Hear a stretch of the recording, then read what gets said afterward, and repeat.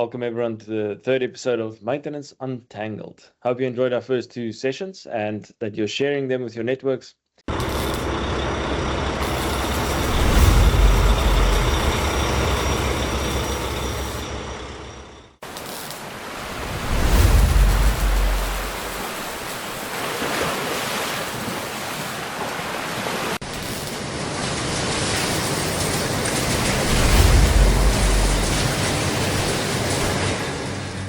Welcome to another episode of Maintenance Untangled, where we untangle the complexities of maintenance. Welcome back, Ricky. Cheers, Derick. It's good to be back. So tell us, what are we untangling today? Ricky, today we'll be untangling planning for safety, and then our technical discussion will be about breaking the breakdown cycle. So Ricky, let's start with safety.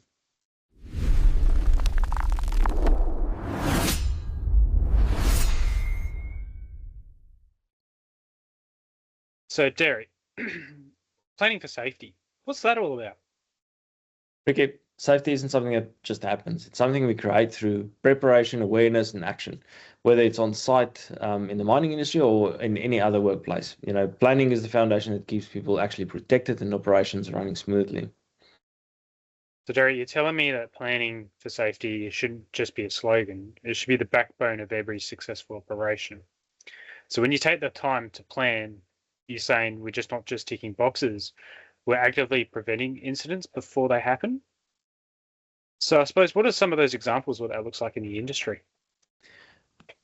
Ricky, yes, agree. And so some of that is if you provide a well-planned job to persons executing it, it should contain everything that will assist them to complete the work safely. So, for example, specialized equipment like think a high torque tool that they may need, any scaffolding, lifting equipment, the correct spares, and so on. Like I mentioned last week, a lot of injuries in work happens when the tasks being executed is unplanned. Planning the work reduces your risk, and it is a key to a successful operation. So it sounds like that common saying: if you fail to plan, you plan to fail. 100%. All right, so let's untangle breaking the breakdown cycle for our technical discussion this week.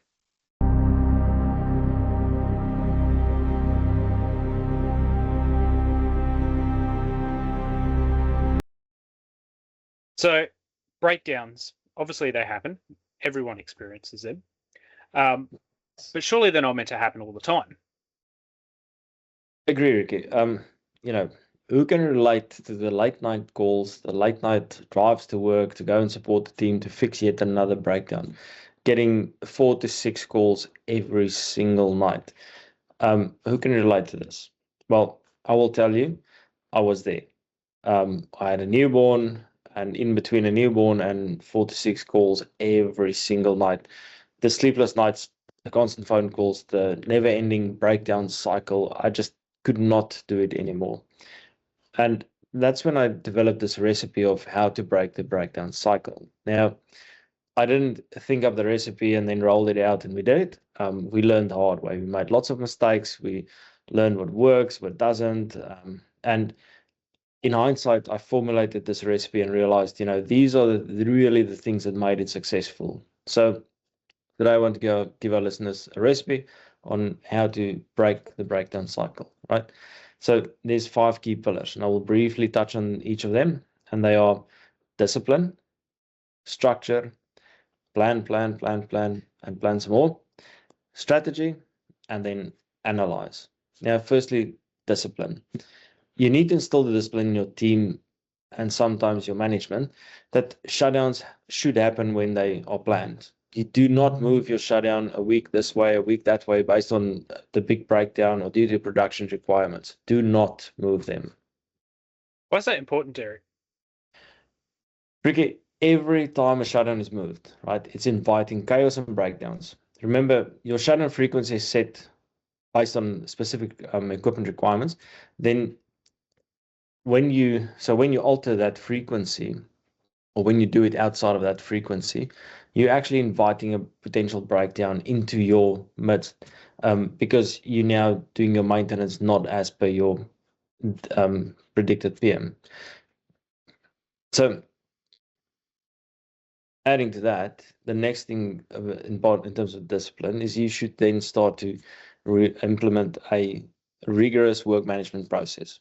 Now, you need to ensure that all of your work follows that agreed process or close to. There's always an exception, but 99% of your work needs to go through that. And you need to make sure work is completed when required. We can talk a little bit more about implementing a work management process in another episode, and obviously we'll do that in one of our upcoming episodes, but we'll park that one there. So secondly, let's talk structure, right? So if you live in this world of breakdown after breakdown, you need to adapt your structure to facilitate response to your breakdowns, without compromising your planned work. The tendency is always to pull all your resources to the big breakdown. But why is that considered bad, Derick? Like, isn't it best to try and get all your resources back on site, back onto the piece of equipment that's failed, to try and get that back up and running? So then you get things back to an operational standpoint. So then, obviously, in theory, you're getting money through the door. Ricky, not at all. I've always said to my supervisors, when there's a breakdown, just stand back and watch, right? Just watch what's happening. And often you'll realize there's 5 people working and 10 people standing around doing nothing, or 2 people working and 4 standing around. And that's what you're trying to prevent. So rather than having them standing around doing nothing, they should rather focus on getting your planned work done, i.e. your preventative work, and that way you prevent the next breakdown, right? So also you need someone that can perform some form of data analysis as well to understand what's your biggest issues. They don't need to be a reliability engineer, right? You can use a tradesperson with a knack for data, and that will be just, you need to do some in-depth data and understand, where's my bad actors and how I can do better in what I'm doing. And then thirdly, plan, and I'll say it again, plan some more. I just cannot emphasize this enough. Like you said earlier, failing to plan is planning to fail. You will never get out of the breakdown rut if you do not start planning. Plan your day-to-day work, plan your shutdowns, and even plan your breakdowns. Yep, plan your breakdowns. Sorry, did I just hear you right? Did you just say plan your breakdowns?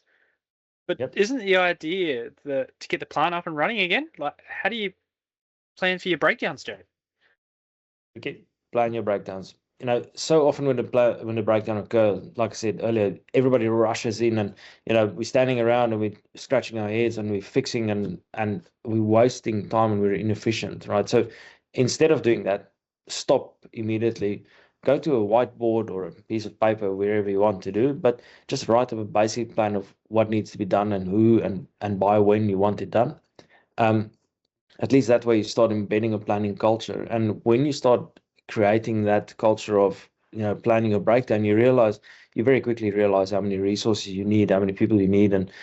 And you can see that, well, I don't need my whole crew of 10 to stand around and watching the breakdown being fixed. I can have 5 people fixing the breakdown and 5 people preventing the next, doing my preventative maintenance. So that's what it's about. And then, so fourthly, determine your strategy. So decide what type of maintenance do you want to do, what fits your budget, your team's skill set, and then do that. What type of strategies are you referring to specifically within that, Derick? Ricky, what I mean is decide if you want to implement the latest technology in, smart sensors, which is as a predictive strategy, but obviously comes at a cost. Or do you want to implement an overall schedule change out strategy where, at certain frequencies, you just change it out because it's cheaper to change it out than waiting for it to break? Or maybe you want to implement a run to failure strategy. And caveat, we'll have another discussion about what does a run to failure strategy truly means, but it's not just running the plant into the ground.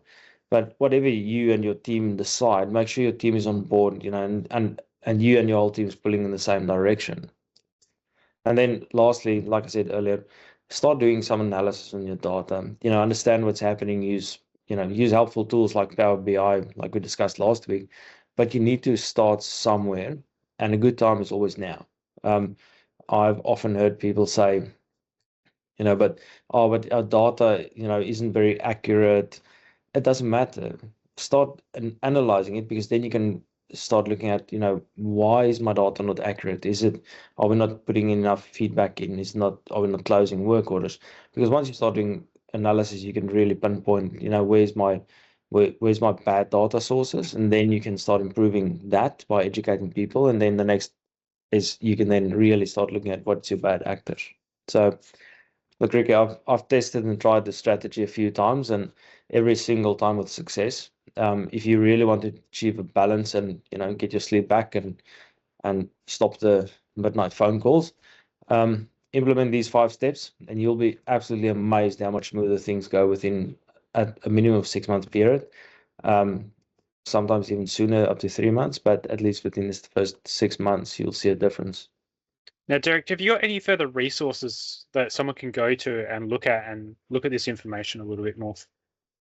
Yes, Ricky. So if they head to my website, assetoptimization.com.au, under free resources, you will find the Breaking the Breakdown Cycle playbook over there.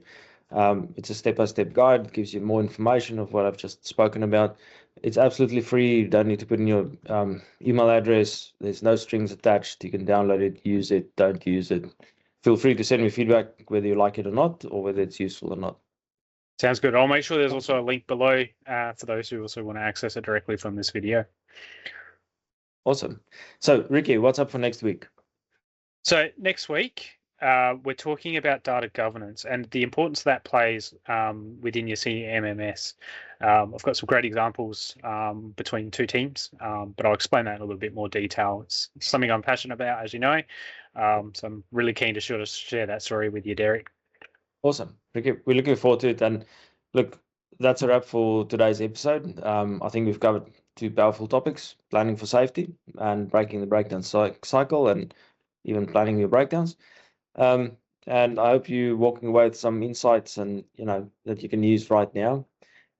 Thank you very much for our listeners, and have a safe and productive week. Thanks everybody for listening as well. Make sure you like, subscribe, share it within your network.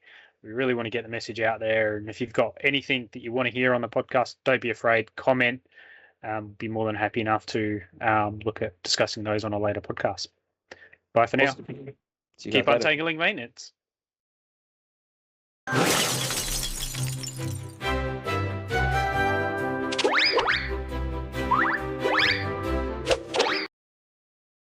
So it sounds like that good old common phasing. Sounds like that very common saying. If you plan to fail. Sounds like that common saying. If you fail to plan, you plan to fail. Should we just retry doing that section, because I can edit that out?